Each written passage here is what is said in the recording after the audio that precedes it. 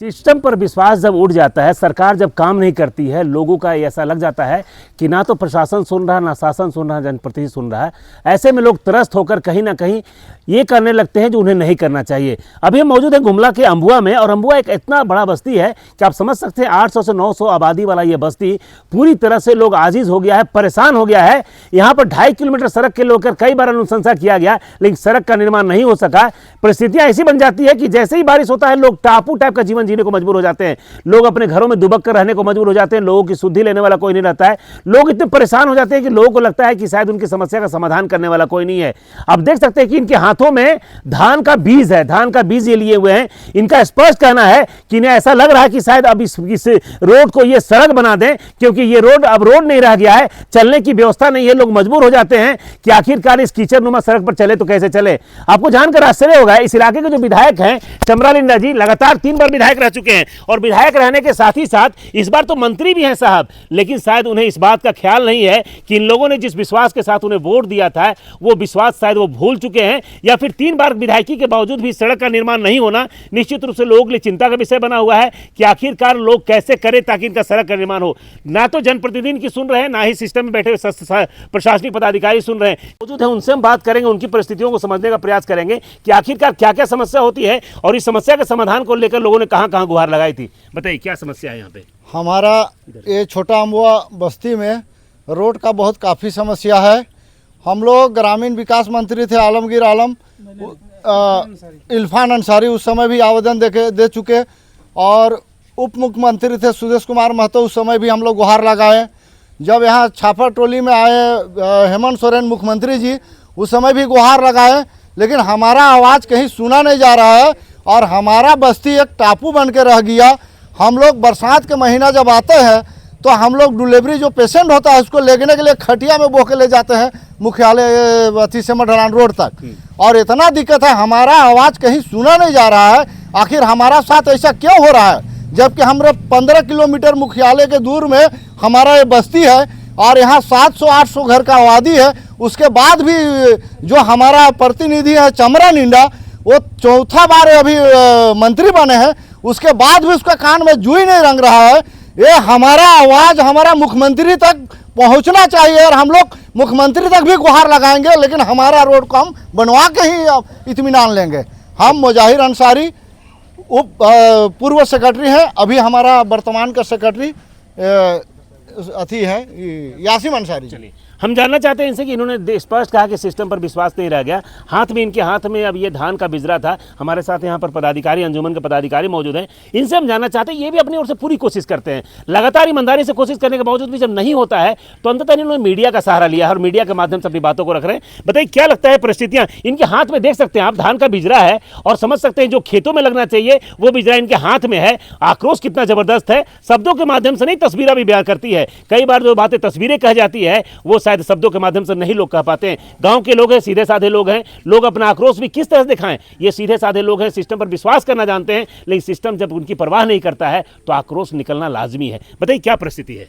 जी, सबसे पहले तो मीडिया प्रभारी आप लोग को धन्यवाद देते हैं कि आज आप लोग ने हमारे अम्बुआ बस्ती में आने का कष्ट किए।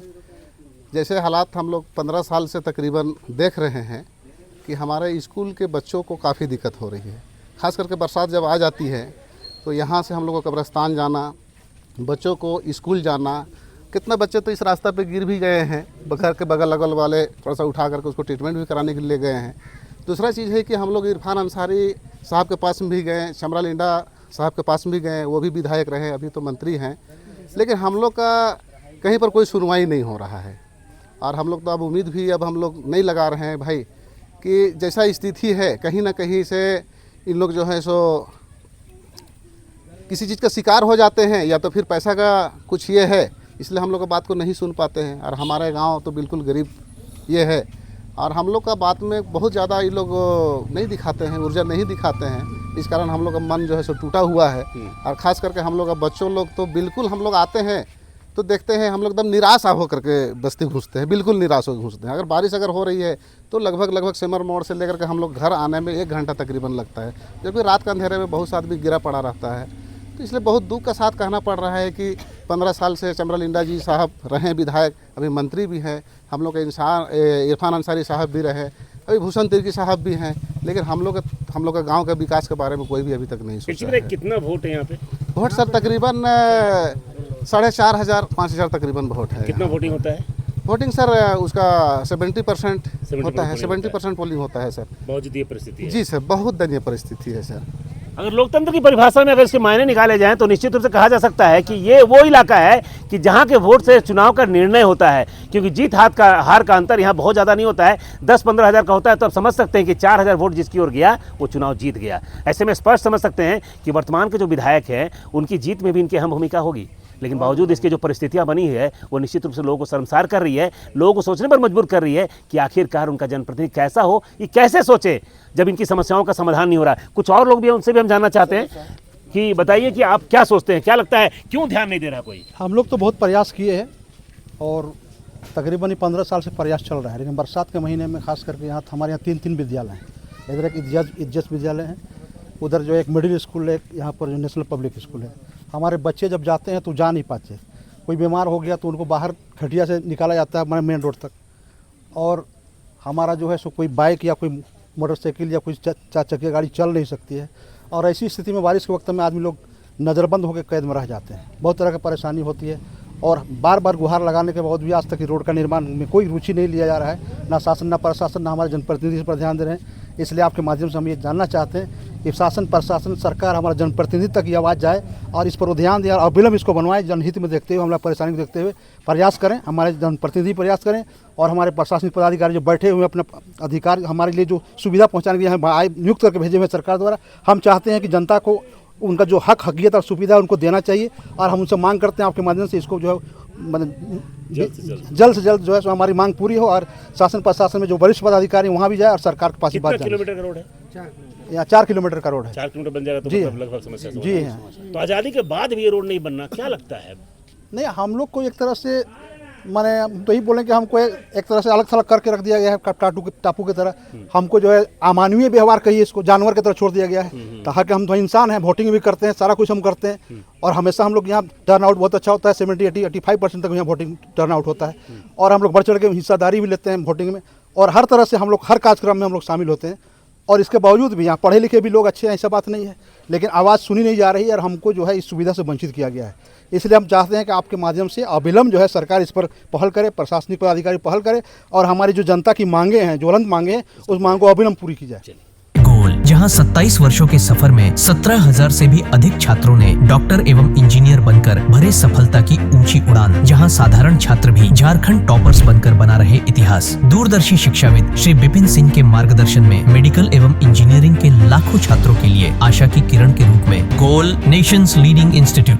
बायोम सिर्फ मेडिकल प्रिपरेशन का संस्थान। बायोम से लगातार दूसरी बार नीट यूजी में 700 मार्क्स पार। 10th पास स्टूडेंट्स के लिए फाउंडेशन कोर्स, 11th पास स्टूडेंट्स के लिए फ्रेशर कोर्स और 12th पास स्टूडेंट्स के लिए टारगेट कोर्स 17 अप्रैल से शुरू हो रहे हैं। कॉल 7360066190 और visit Biome, circular road near women's college and Hinu, Ranchi. सरकारी परीक्षा की तैयारी का सबसे भरोसेमंद नाम NIBM।